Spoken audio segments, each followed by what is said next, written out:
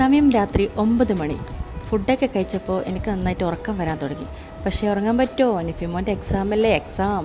അപ്പം ഞാൻ ഉറങ്ങിയാൽ ശരിയാവില്ല. അങ്ങനെ എന്താ ചെയ്യാൻ, നേരെ കിച്ചണിലോട്ടേക്ക് പോയി.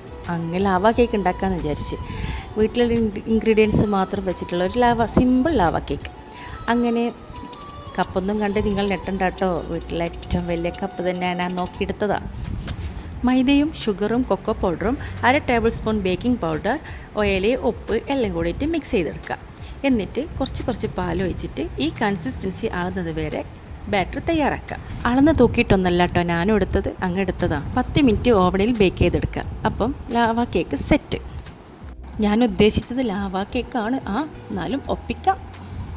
ഇത് ബേക്ക് ചെയ്യുമ്പോൾ ഉണ്ടല്ലോ നല്ല സ്മെല്ലൊക്കെ അങ്ങ് ഉണ്ടായിരുന്നു. പിന്നെ മക്കൾസിന് ക്ഷമ അങ്ങ് വിട്ട്. ശരിക്കും ഇത് തണുപ്പിച്ചാൽ കഴിക്കേണ്ടത്. പക്ഷേ എന്താ ചെയ്യുക, നമുക്ക് ക്ഷമയില്ലല്ലോ. അങ്ങനെ നമ്മളങ്ങ് കഴിച്ചു തുടങ്ങി. Thanks all.